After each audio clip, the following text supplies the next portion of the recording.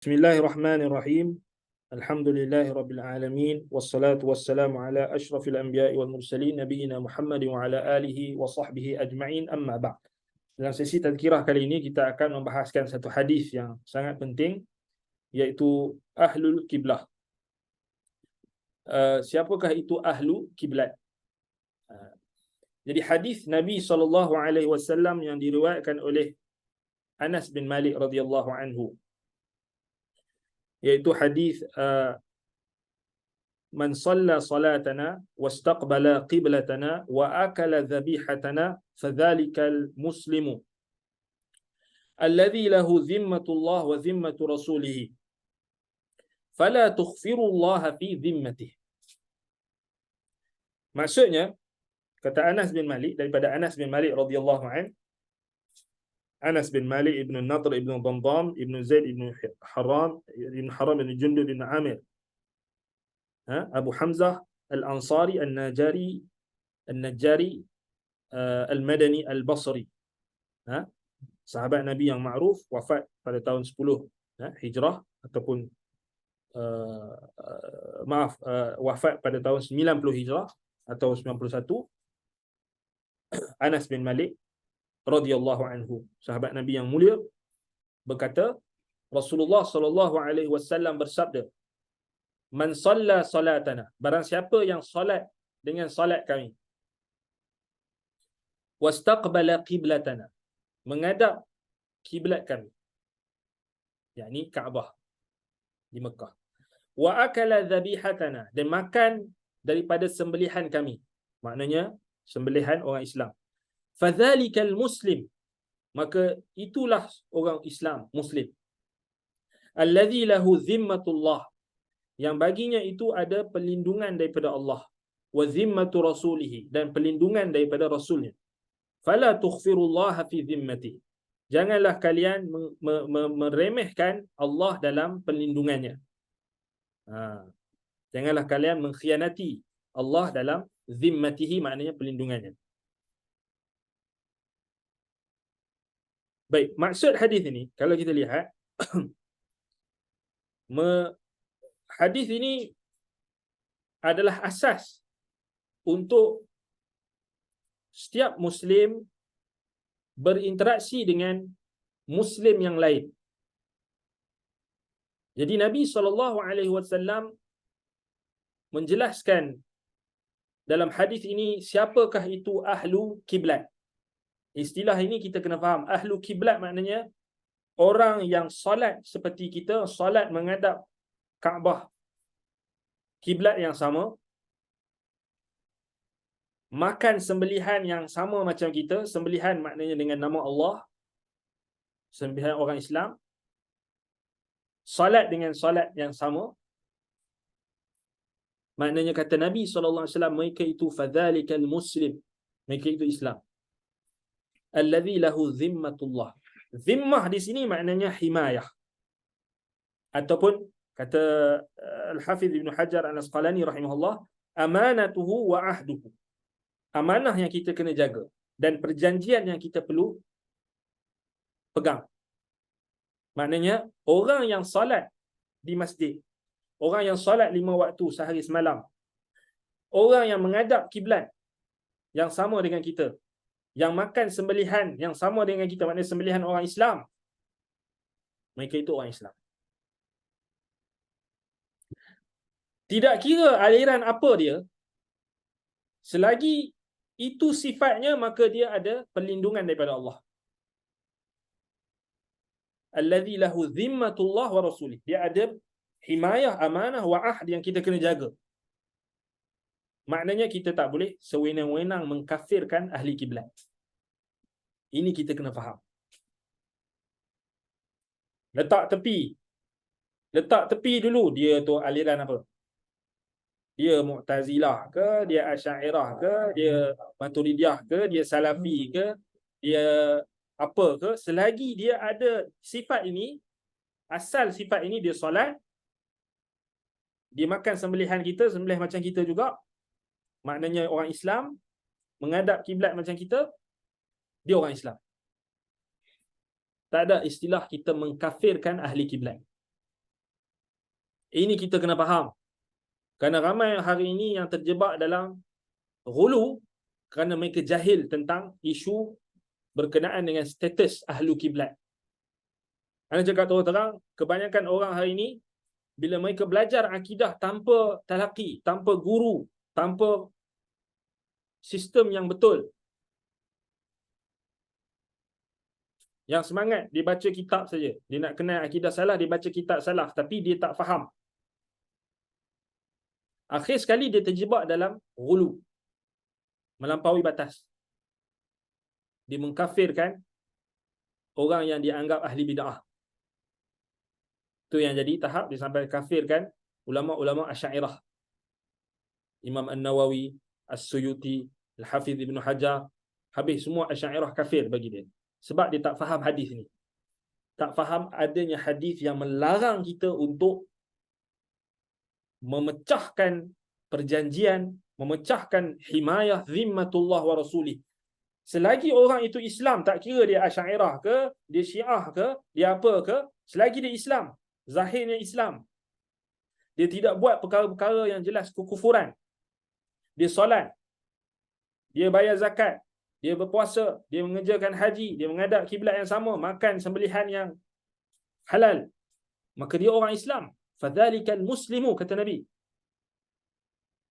lahu alladhi lahu zimmatullah wa rasuluhu, yang ada perlindungan, himayah, protection, amanah wal ahd, kata Al-Hafiz Ibn Hajar, amanah yang kita kena jaga, mana dia orang Islam. Asalnya itu, kita letak tepi dulu aliran dia apa. Yang tu kemudian, kalau tak kita jadi zalim. Jadi zalim ni kita habis pakat kafirkan habis belaka. Sesat dia. Sampai tahap kafirkan imam-imam ahli sunnah. Abu Hanifah pun dia kata kafir. Na'udzubillah. Ini ajaran sesat.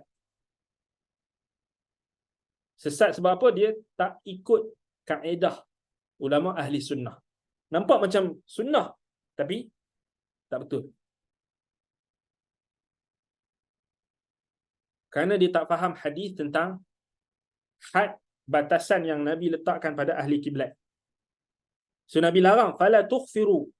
Makna tughfiru maknanya ghadarat. Maknanya kamu mengkhianati. Jangan kamu mengkhianati Allah dan Rasulnya dalam perlindungannya. Himayah, amanah yang Allah Ta'ala dah letakkan. Sebab orang Islam, selagi dia Islam, tak kiralah dia Asy'ariyah ke, dia Maturidiyah ke, dia Mu'tazilah ke, dia apa ke, Jabariyah ke, selagi dia Islam, Qadariyah. Tolak tepi Batiniyah, Syiah tu Rafidah apa semua tu ada perbahasan dia. Tapi hak yang bid'ah yang mufassiqah saja, dia tak menjatuhkan mereka ke dalam kekufuran. Takwil sifat Allah tak sampai tahap kafir. Jadi kita kena faham. Sebab dia ahlu kiblat.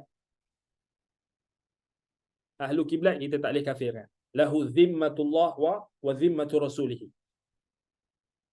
Dan termasuk juga larangan Nabi, man qala li akhihi ya kafir faqad ba'a bihima ahaduhuma. Atau kama qala sallallahu alaihi wasallam.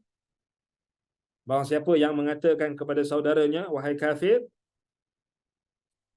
maka akan kembali tuduhan itu kepada salah seorang keduanya, daripada keduanya. Kata para ulama, tuduhan itu akan kembali pada dia. Man qala idza qala ar-rajulu li akhihi ya kafir faqad ba'a bihi ahaduhuma. Tuduhan itu akan kembali pada dia. Jadi ini larangan untuk kita tergesa-gesa dalam mengkafirkan umat Islam. Apatah lagi mengkafirkan ulama Islam. Ini bukan ajaran ahli sunnah. Bukalah kitab Syekhul Islam Ibn Taymiyah rahimahullah. Ulama-ulama ahli sunnah, mereka tidak tergesa-gesa mengkafirkan mana-mana ahli ilmu, mana-mana alim ulama, hatta walaupun ada kesalahan pada mereka tidak dihukumkan jatuh kafir. Berbeza dengan golongan sesat hari ini, golongan ghulah, pelampau, salah sikit je kafir tu. So dia bahaya dia sekarang ni, dia ambil kitab-kitab salaf. Lepas tu dia nak Dia nak tarik, dia nak maksudnya supaya ada alasan untuk dia nak tuduh orang yang mengajar kitab salah ni sesat. Itu permainan dia orang.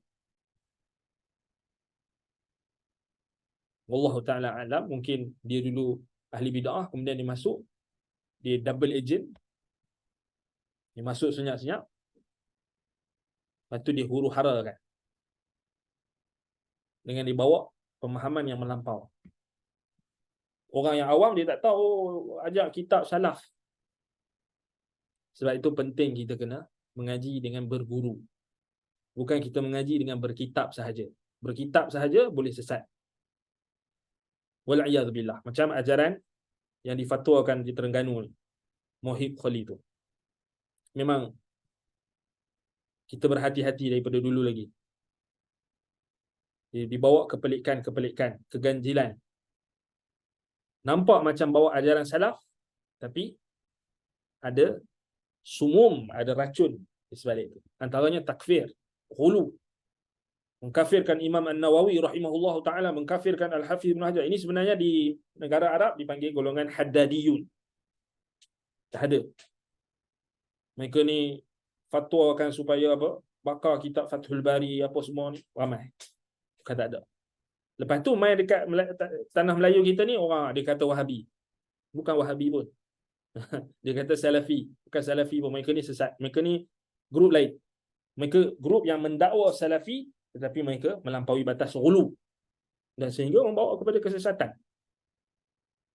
Wallahul musta'an wa alaihi at-tuklan. Jadi kita kena hati-hati.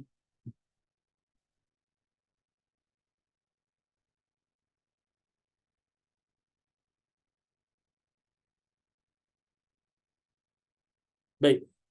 Jadi hadis Nabi tadi menjelaskan kepada kita larangan untuk kita tergesa-gesa mengkafirkan ahli kiblat. Sebab Nabi kata man shalla salatana wastaqbala qiblatana wa akala dhabihatana fadhalika huwal muslim, atau fadhaka huwal muslim, atau fadhalika huwal muslim alladhi lahu dhimmatullah wa dhimmatu rasulih. Penting tu. Dia ada protection, himayah daripada Allah, amanah, ahdud, amanah dan perjanjian yang kita kena pegang. Dia dah Islam, dia ucap 2 kalimah syahadah, dia salat, dia mengerjakan haji, dia zakat, puasa, zahirnya Islam. Ada pendapat dia cenderung pada bid'ah sikit, ada dia amalan bid'ah sikit, tak menjatuhkan dia pada kafir. Kecuali kalau dia buat perkara-perkara yang jelas kufur. Ini kita kena faham. Selagi dia ahli kiblat, dia Muslim. Sah tak solat belakang Asy'ariyah? Sah. Sebab dia ahli kiblat. Dia Muslim. Nampak? So Salafi tidak mengkafirkan mana-mana ahli kiblat. Kecuali sudo Salafi. Sudo Salafi ni bahaya. Kan? Dia bukan Salafi daripada awal. Dia Salafi celup. Ngaji, baca kitab saja. Dengar kat YouTube saja. Kemudian, itu bahaya dia. Jadi hati-hati. Peganglah hadis Nabi tadi SAW. Man shalla salatana wastaqbala qiblatana wa akala dhabihatana fadhalika muslim alladhi lahu dhimmatullahi wa dhimmatu rasulih SAW. Dia ada himayah, penjagaan daripada Allah dan Rasulnya. Mana kita tak boleh langgar kehormatan dia. Ini kita kena faham. Bila asatizah kita ajar tentang bahaya akidah-akidah yang menyeleweng, termasuk keraguan-keraguan yang datang daripada Asy'ariyah ke Maturidiyah ke apa, bukan bermakna kita mengkafirkan. Tetapi kalau kita mengkafirkan, maknanya itu ghulu, melampau. Itu bukan ahli sunnah. Cuba baca kalam Syekhul Islam Ibn Taymiyah, Ibn Qayyim.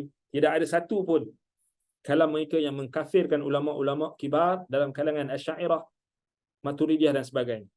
Mereka tetap Muslim, mereka tetap ahli Islam, ahli kiblat. Kita tak boleh kafir. Even Mu'tazilah pun ulama tak kafirkan. Mu'tazilah yang bawa akidah yang kufur, Al-Quran makhluk, dia kata, ulama tak kafir. Sebab apa? Sebab ada takwil. Ini kita kena faham dan jangan tergesa-gesa. Wallahu ta'ala a'lam bisawab. Naktafi bihadzal qadar. Aqulu qawli hadza wa astaghfirullah li wa lakum. Wassalamualaikum warahmatullahi wabarakatuh.